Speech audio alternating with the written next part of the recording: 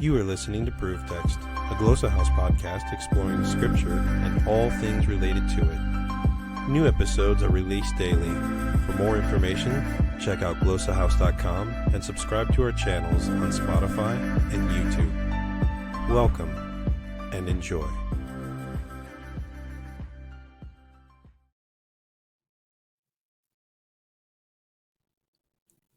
Hello and welcome to Proof Text and Glossa House TV. I am Michael Halcomb, and as always, here with J.M. Smith, the founder of Disciple Dojo.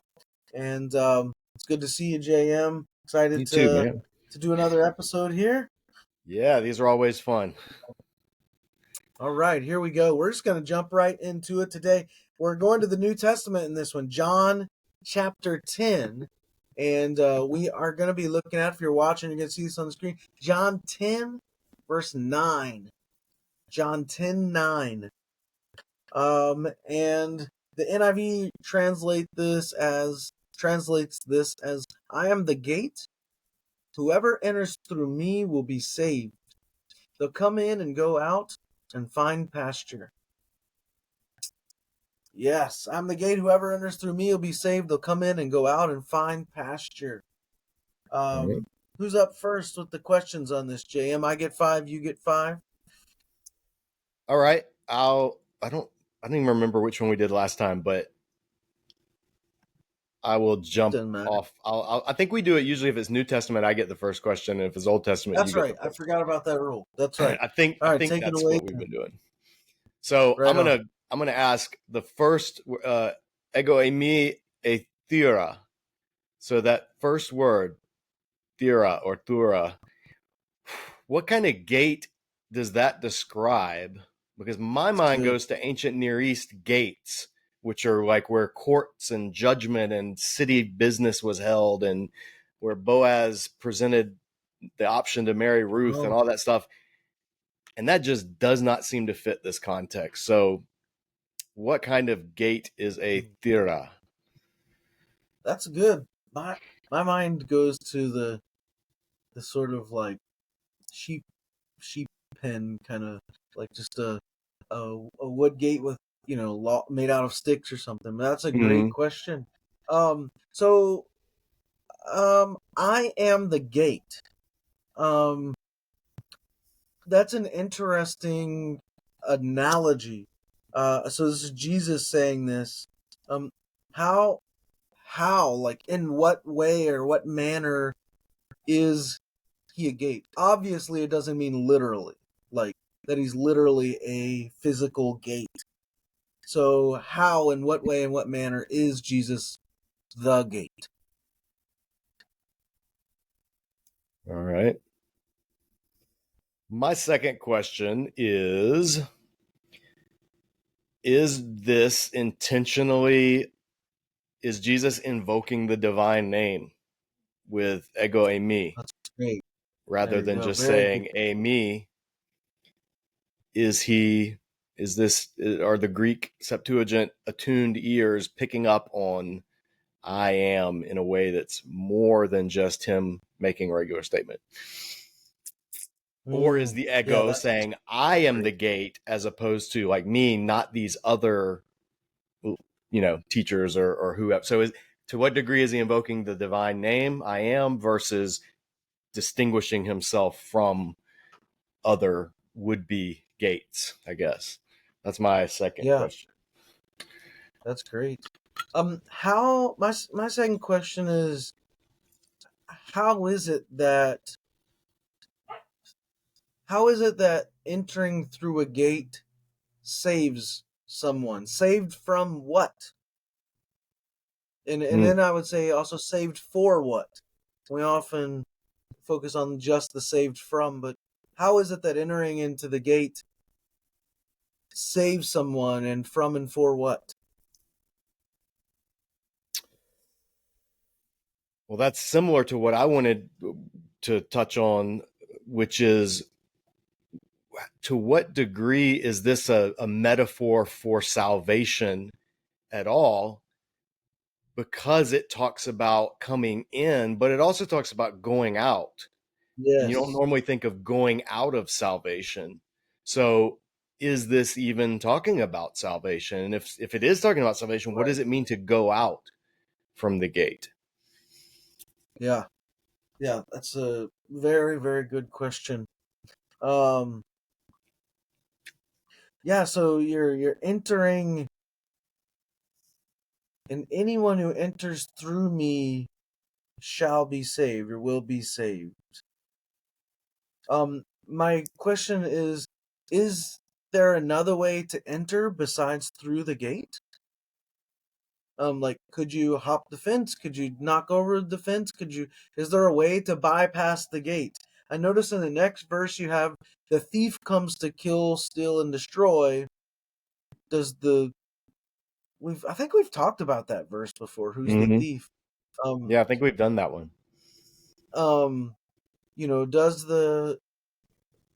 Does the thief come through a different way other than the gate? Can a thief enter through the gate? And if the thief enters through the gate, what does that say then about the gate? So I'm interested in that. I think that was a bunch of questions, but that would be my third one. My fourth question would be, what does it mean to find nomain, this pasture, and pasture he will find? What is that synonymous with being saved? Is being saved not meaning coming in and being saved inside the gate, but is it having access in and out of the gate to be able to go out and find pasture, come in and get safety, which is what sheep pens were used for? So what would be the, carrying on this metaphor, what would be the real world practical, what does it look like to find pasture? If yeah. So my fourth question is this salvation or saving, is it not theological? Like, is it like literal physical safety? Is it metaphorical, like spiritual safety? Is it theological and physical? Like, what? A lot of people try to do this thing where they load the word sozo up with like tons of meanings. Yeah. Right. I've heard people say things like, "Oh, it means like full health," um, or I don't know. There's like a wide range of meanings that people give to sozo to try to make it mean, do the same thing with shalom. And I've even heard the two like equated before, sozo and shalom. So I'm just curious: is it physical and theological, one or the other, neither? What is meant here? My last question then would be, this whole chapter, Jesus is using sheep shepherd imagery and and distinguishing himself as opposed to the Pharisees. So to what degree is he pulling from, I think it was Ezekiel that had the prophecy of the good shepherd, that I will come and shepherd my people. I think it was Ezekiel. It wasn't Jeremiah. I think it was Ezekiel. Because of the false shepherds, God promised that he would come and shepherd. And then you have Jesus saying, I am, strongly echoing possibly the identity of Yahweh being the good shepherd. So is this whole section, should it be read through the lens of, again, off the top of my head, I want to say Ezekiel, whichever prophet, I could be having a brain slip, but is this whole section to be read through the lens of that prophecy of the bad shepherds and the shepherds who preyed on God's people, and God saying, I myself will come and shepherd them? Right. Is that the key that this entire section should be read from before we start, trying to drill down into first century shepherding practices? Or is he speaking of primarily first century shepherding practices, and the other would be tangential. That's where my mind goes for the final question. That's great. My final question, because John 10:10 is often read, "The thief comes only to kill, steal, and destroy," as if that's like the devil, Satan. I think we certainly talked about that before. Yeah. But if you just back up a couple verses, John 10:8, "All who've come before me are thieves and robbers, but the sheep have not listened to them."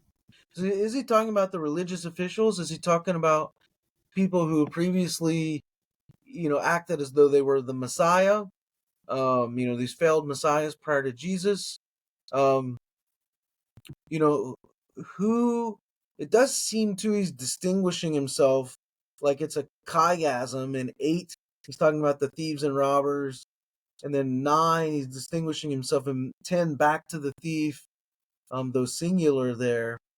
So we do have that interesting literary device, but who exactly are the thieves and the thief that he is contrasting himself with here in this section, these 3 verses? Yeah, dude, so good. I'm always glad to be reminded. This is another one of those verses, John 10:10, that is just, I feel like, totally abused. Yeah. And it's easy to forget the chapter in which it comes, and this sort of micro section in which it comes. I mean, it's usually not even linked to John 10:8. Yeah. Yeah. It's really good to be reminded of that. All who've come before me are thieves and robbers. Yeah, good to be reminded of that. Man, good reminder, this lesson. But let's stop there. Yeah, JM, man, appreciate you. Thanks for the time, the questions, the insights. Thanks everybody for watching. Head over to discipledojo.org. Lots of free resources, great resources. Head over to the Disciple Dojo YouTube channel. JM's always doing fun interviews, insightful interviews, and reviews of his Bible study Bibles. It's kind of, you become your niche there. Yeah, that's the most viewed. People like to see study Bibles before they buy them, so we take a look.